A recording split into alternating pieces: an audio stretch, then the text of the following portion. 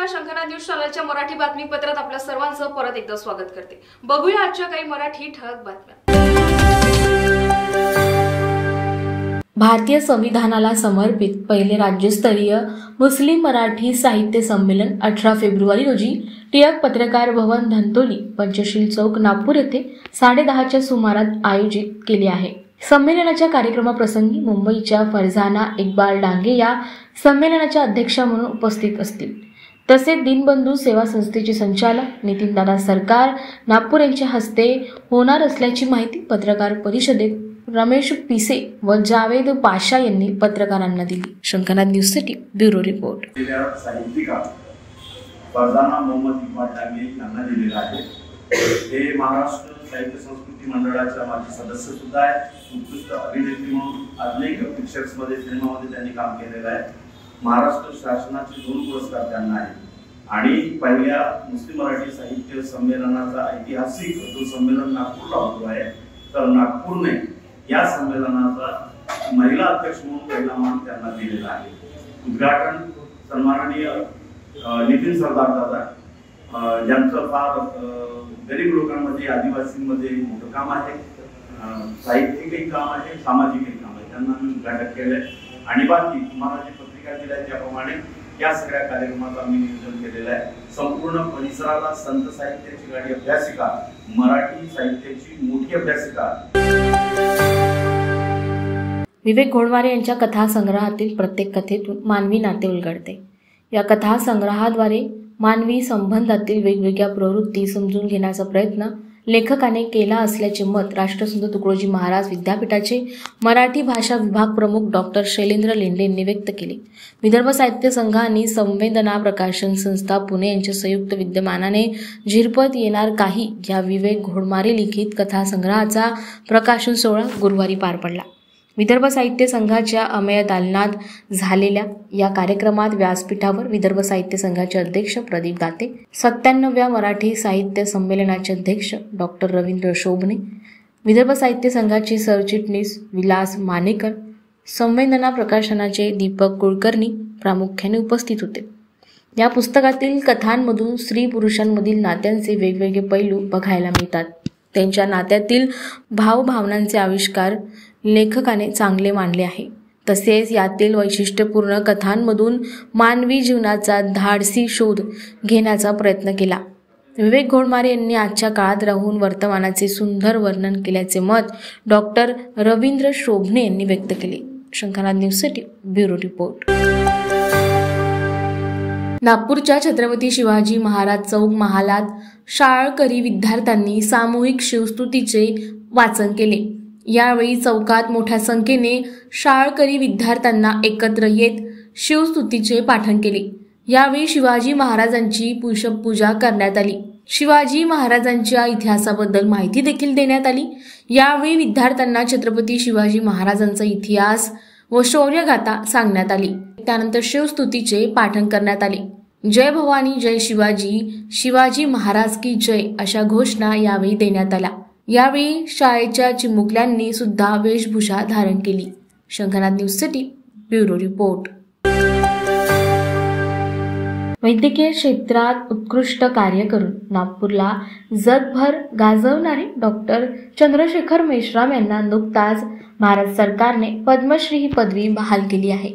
ही पदवी पहिल्यांदाच आरोग्य क्षेत्रातील कोणा नामवंत डॉक्टरांना देण्यात आली आहे।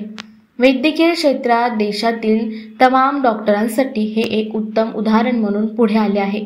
18 फेब्रुवारी रोजी इंडियन मेडिकल असोसिएशनच्या सभागृहात सर्वोच्च न्यायालयाचे न्यायमूर्ती भूषण गवई यांच्या हस्ते त्यांचा सन्मान होणार आहे। त्यासाठीची तयारी सुरू असून जवळपास ती पूर्ण झाली आहे।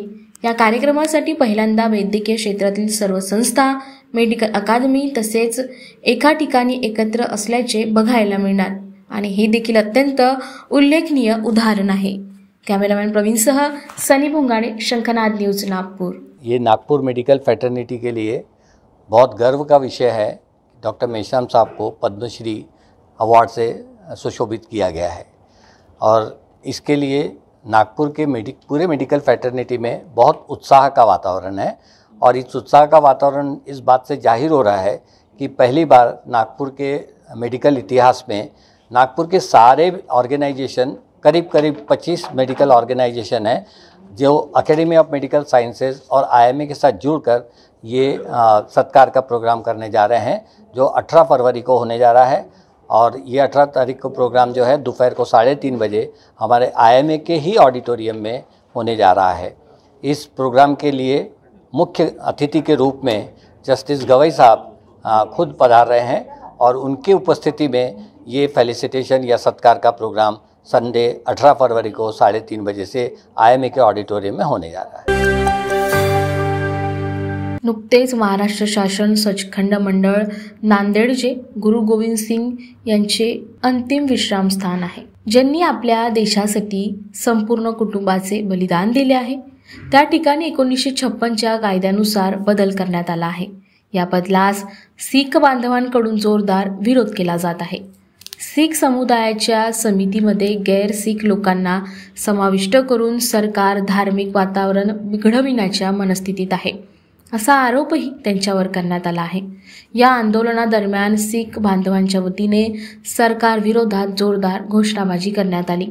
आज शहरातील सर्व शीख कमिटीद्वारे शांतता मोर्चा काढण्यात आला। कामठी रोडवरील दरबार बुद्धनगर इथून निघालेला हा शांतता मोर्चा संविधान चौकात जमा झाला। या शांतता मोर्चेत हजारो शीख बांधव सहभागी झाले होते। कैमरामैन प्रवीण सह सनी भोंगाड़े, शंखनाद न्यूज, नागपुर। ये हमारे मुद्दे जो अभी थोड़े दिन पहले सरकार एक नया कानून लेके आई, महाराष्ट्र गवर्नमेंट, वो जो 1956 में जो विधान बना हुआ था हमारे गुरुद्वारे का, उसको ख़त्म करके एक नया कानून लेके आए हैं अभी 24 में। वो जो सिखों को मंजूर नहीं है, उसके अनुसार इनके सरकार के 12 मेंबर जो है गुरुद्वारे में घुसाना चाहते हैं। जो हमारी कमेटी के 17 मेंबर हैं, उसमें 12 मेंबर ये अपना घुसाना चाहते हैं, जो हम लोगों को मंजूर नहीं है। सरकार धीरे धीरे गुरुद्वारों में घुसना चाहती है, राजनीतिक घुसेड़ के गुरुद्वारे के सिद्धांत को खराब करना चाहती है। हमारा जो गुरुद्वारे का सिद्धांत है, एक अकाल पुरख का सिद्धांत है। हम लोग हमारे गुरुद्वारे में गुरबानी के ज्ञान द्वारा एक अकाल पुरख को माना जाता है, मनुष्यता के अंदर उसको देखा जाता है, पूरी मनुष्यता से प्यार करते हैं। उसमें हमारे कोई देवी देवता किसी को भी नहीं माना जाता, हम लोग उसमें नहीं मानते। ये रैली कहाँ से जो गैर सिख अगर बनेंगे उनको सिख सिद्धांत समझता नहीं है, वो सिख जो सिद्धांत है हमारा गुरमत सिद्धांत जो है उसको खराब करेंगे। ये रैली कहाँ से कहाँ तक आई? ये अभी हमारा बुद्धनगर से गुरुद्वारा गुरु कल्की दरबार से आई है, जहाँ तक आई अभी हम लोग कलेक्टर साहब को मेमोरेंडम देंगे। से हम लोग सरकार में दबाव डालेंगे। वहाँ भी धरना नदेड़ में लगा हुआ है कलेक्टर ऑफिस के आगे, तो अभी हम जाके मिलेंगे। तो हमारे देश की कईयों की सोच ऐसे है जैसे हमारे राष्ट्रपति जी को किसी मंदिर में घुसने नहीं दिया जा रहा। ऐसा सिद्धांत तो हम गुरुद्वारों में नहीं लाने देंगे। हमारे गुरुद्वारे में कोई भी आ सकता है, ऊंच नीच जात पात हम लोग को मानते नहीं है, लेकिन सरकारी आदमी आएंगे तो धीरे धीरे वही नफरत पैदा करेंगे वहाँ। तो हम लोग नहीं चाहते कि इसमें सरकारी दखलंदाजी हो। सिख समुदाय जो आज रोड पर आई है, ये महाराष्ट्र सरकार का जो हमारे नांदेड़ सचखंड में तो सिखों का जो पवित्र जो धाम है, उन्होंने 2024 का जो कानून लागू किया है उसका हम विरोध कर रहे हैं, क्योंकि वहाँ हमारी जो प्रबंध कमेटी है वो सरदारों के हाथों में है। इन्होंने अपने आदमी सरकारी वहाँ पे घुसाकर अपनी कमेटी बनाना चाह रहे हैं, इसका हम विरोध कर रहे हैं। हम ये कहते हैं कि 2024 का जो कानून है इसको रद्द किया जाए। 1956 का जो कानून जो उस प्रबंध में है लागू, उसको लागू किया जाए, इसके विरुद्ध हम प्रदर्शन कर रहे हैं।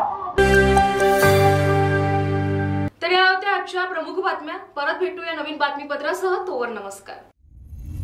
सर्व प्रकारच्या पाळीव प्राण्यांसाठी अत्यंत गुणकारी इनोटॉक्स पौष्टिक आहार, नैसर्गिक वापरा, केमिकल टाळा। इनोटॉक्स सह रोगराईस आळा घाला।